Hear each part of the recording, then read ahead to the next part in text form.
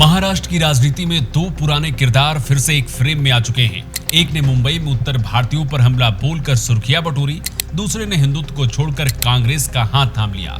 दोनों ने कभी एक दूसरे को गद्दार कहा, कभी अवसरवादी कहा तो कभी सत्ता का भूखा कहा। लेकिन अब वही ठाकरे ब्रदर्स एक मंच पर खड़े हैं। सवाल सिर्फ इतना नहीं है कि ये दोनों क्यों आए हैं, असली सवाल इस बात का है कि किसके खिलाफ और किस मकसद से आए हैं।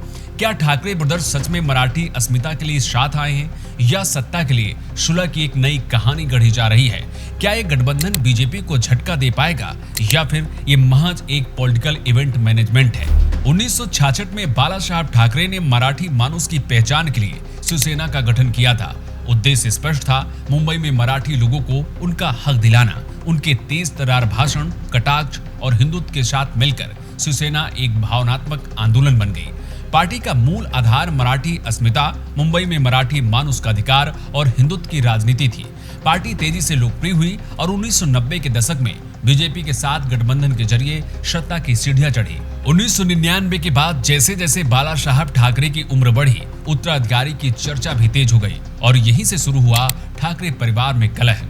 राज ठाकरे की अगर बात की जाए तो वो बाला साहब ठाकरे जैसे बोलने, चलने और सोचने वाले नेता थे। कार्यकर्ताओं में उनका गहरा जुड़ाव था, लेकिन बाला साहब ठाकरे ने अपने बड़े बेटे उद्धव ठाकरे को शिवसेना की जिम्मेदारी सौंप दी और यहीं से राज और उद्धव ठाकरे के बीच दूरियां शुरू हो गई। बाला साहब का ये फैसला राज ठाकरे को नागवार गुजरा और 2006 में राज ने पार्टी से इस्तीफा दिया और महाराष्ट्र नवनिर्माण सेना का गठन किया।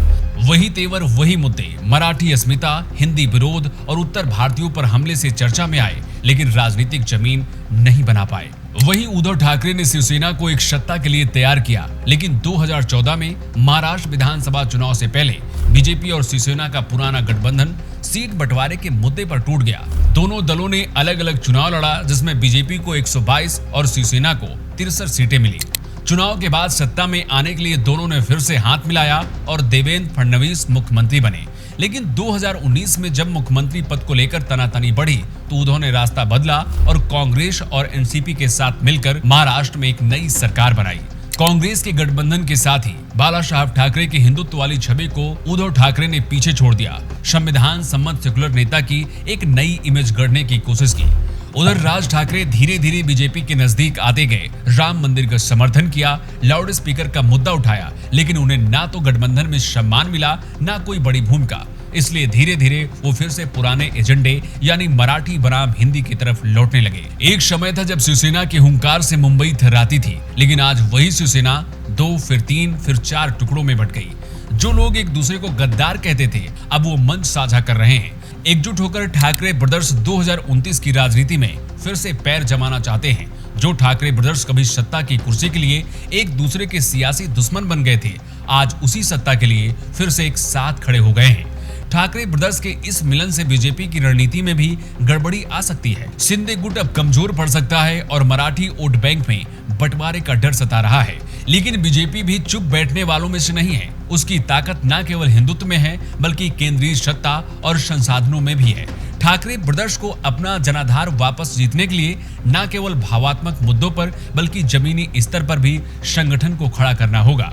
राज और उद्धव ठाकरे दोनों ये जानते हैं कि अकेले उनकी राजनीतिक जमीन कमजोर है। एक के पास संगठन नहीं है तो दूसरे के पास धार नहीं है, लेकिन साथ आने से पुराने दौर की छवि पेश कर सकते हैं। बाला साहब ठाकरे की विरासत के 2 टुकड़े एक बार फिर से एक हो रहे हैं। सवाल ये नहीं है कि ये साथ कब तक चलेगा, सवाल ये है कि क्या ये साथ मिलकर 2029 में कुछ बदल पाएगा।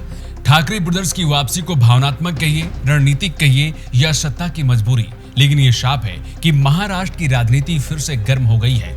जो एक दूसरे को 10 साल तक गद्दार कहते रहे, वो आज मराठी अस्मिता के नाम पर एक साथ एक मंच पर खड़े हैं। बीजेपी के लिए खतरे की घंटी है, कांग्रेस के लिए मौका और महाराष्ट्र के मतदाताओं के लिए एक बार फिर से सोचने का कारण। अगले चुनाव में गठबंधन क्या कमाल करेगा, ये वक्त बताएगा, पर इतना तय है कि महाराष्ट्र की सियासत अब वैसी नहीं रहेगी जैसे पहले हुआ करती थी। राजनीति में वापसी का खेल इतना आसान भी नहीं होता, खासकर तब जब आप एक बार जनता की नजरों पर उतर चुके हैं। ये तो साफ है कि पिछड़े हुए ठाकरे ब्रदर्स अब फिर से साथ है, मगर सवाल ये है कि क्या यह साथ स्थायी है या फिर सत्ता के मौसम के साथ बदलने वाली राजनीतिक दोस्ती है। वैसे आपको क्या लगता है, क्या ठाकरे ब्रदर्स की वापसी सिर्फ इवेंट मैनेजमेंट था या असली राजनीति का टर्नआउट है? आप हमें कमेंट बॉक्स में लिखकर बता सकते हैं। नमस्कार।